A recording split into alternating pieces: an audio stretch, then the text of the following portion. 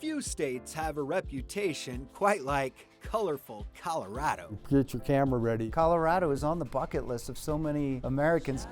This is one of the most dynamic and vibrant states. No matter if it's business, travel, or meetings, or leisure. We come up here to see a show at Red Rocks.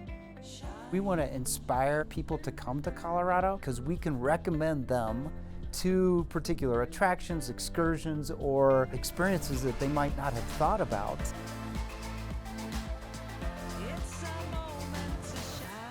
The State Tourism Office captures Colorado's beauty perfectly in a new campaign called Shine a Little Brighter. Colorado.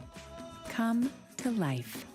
Tim Wolf is the director of the Colorado Tourism Office, or CTO, and says while tourism is a lifeblood, travel revenues took a huge hit during COVID, down from $24 billion in 2019 in Colorado to $15 billion in 2020. Tourism was this, and then it got to this. But it is bouncing back. All the signs are pointing in the right direction right now. We're going 360, starting with Patrick Pahlke, Chief Marketing and Commercial Officer for Sage Hospitality. What we've really focused on during the last 2 years is to amp up the experiential part at our properties. Come take a look.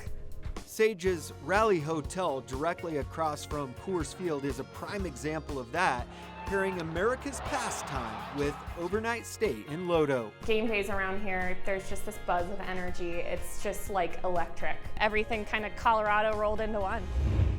It certainly worked on Jason and Julie Gilmore from Tulsa. She talked me into buying the purple shirt. They came for a concert and are now catching a ball game, too. So we just literally came downstairs and bought some t-shirts. Pahlke says the leisure traveler is back, but business is still down. Some experts say 30%, which is why the state is ramping up tourism spending. It is so encouraging to see that, both entities, the state of Colorado and the city of Denver, are prioritizing tourism spending again. The state plans to sink an additional $9 million into tourism this year and next. We were cooped up without our social interactions, and so now we want to go be social and be engaged. Revenge travel is huge right now. We caught up with Christian Hardigree at Metropolitan State University of Denver's spring graduation.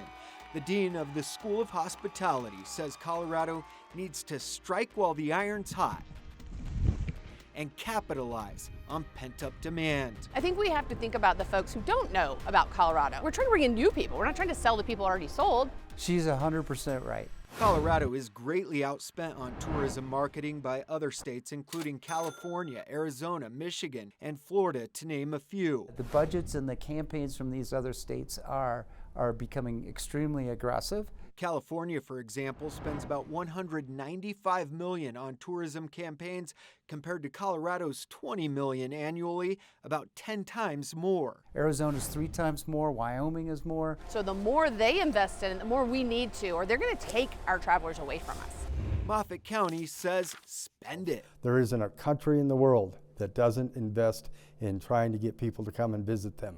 Why? Because people leave money behind when they come and play. Tom Kleinschnitz heads up tourism in Moffat County, home of Dinosaur National Monument. Who doesn't like dinosaurs? The topography in that spot will just take your breath away. And the Yampa River goes right through the middle of our county. It's the most beautiful river in the state of Colorado, in my view. It is certainly the most natural. But there's also pushback amongst some who say Colorado doesn't need any more tourists than it already attracts. The community of Steamboat has actually given direction to our chamber to cut back on marketing for tourism. Linda Cullen is the owner of Chez Nu, a women's store in Steamboat. She, for one, enjoys the crowds, but also believes there must be a balance. Many residents say it's simply hard to get around during peak travel periods. It creates infrastructure problems just for the locals.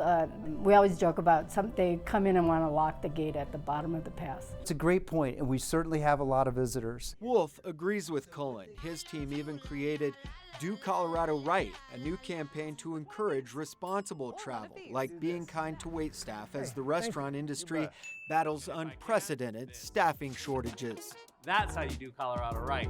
Wolf says international travel to Colorado is also still down about 50% as of the first quarter of 2022. And those are really high value and high paying guests that come and spend in retail and restaurants, and they also stay longer, and they stay on those shoulders, those Tuesday, Wednesday, Thursdays, which are needed times for the mountains and the ski industry. Time will tell if it's all money well spent.